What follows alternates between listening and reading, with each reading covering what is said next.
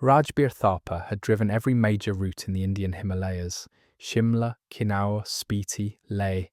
He was used to avalanches, black ice, and blind turns over 1,000-foot drops. Nothing fazed him.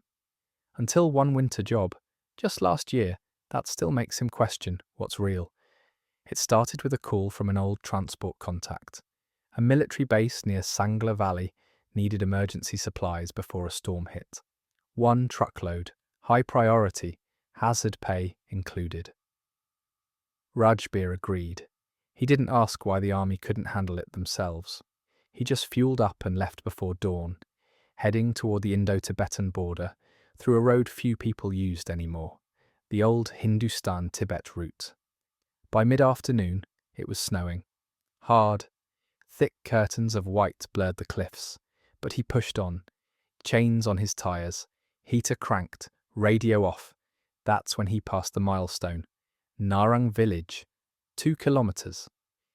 Except there was no Narang village, not on Google Maps, not on any route he'd driven before. He figured it was just one of those ghost hamlets the British had used during their Himalayan expeditions, abandoned decades ago. Still, curiosity pulled at him.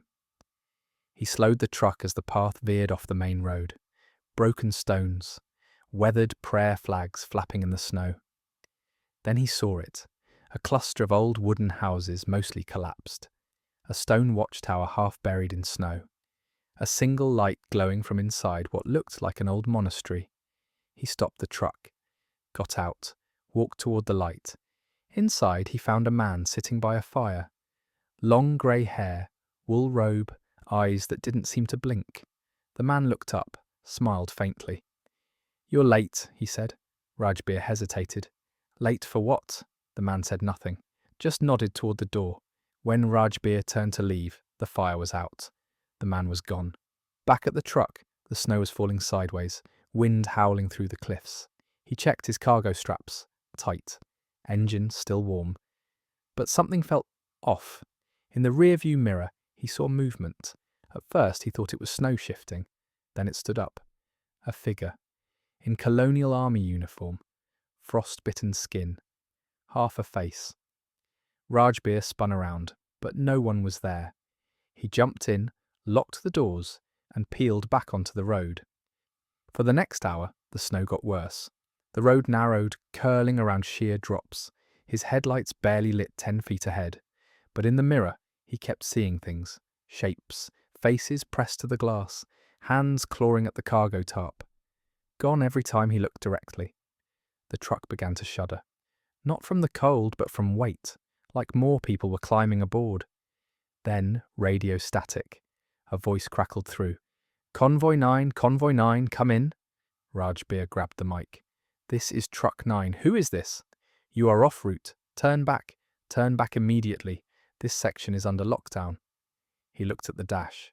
His coordinates didn't make sense. He wasn't near Sangla anymore. Then up ahead, headlights, an old military truck, British era, idling in the middle of the road. No driver. As he pulled alongside it, snow blew across the windshield and something slammed onto his hood. A soldier. Eyes wide open, no irises, frost clinging to every inch of his body. He mouthed something. "We're still waiting." Rajbir floored it, swerved. The soldier vanished in a burst of snow. Finally, around a bend, blackness. The truck slid, tipped, then everything went silent. He woke up in a hospital in Rekung Pio. 2 days had passed. Locals had found him unconscious in the cab, truck untouched, tyres frozen to the ground. They asked him how he ended up that far north, on the closed section near Shipkila. That road had been abandoned since 1946, after a British convoy vanished in a storm. No bodies were ever recovered. The only remains found, a rusted plaque in the snow. It read, "Narang Forward Post, British 14th Himalayan Division." No such post exists in official records. To this day, Rajbir refuses to take mountain jobs in winter. Says the ghosts of the old empire haven't stopped marching. They're still waiting. For the next convoy, for the next driver. Maybe for you.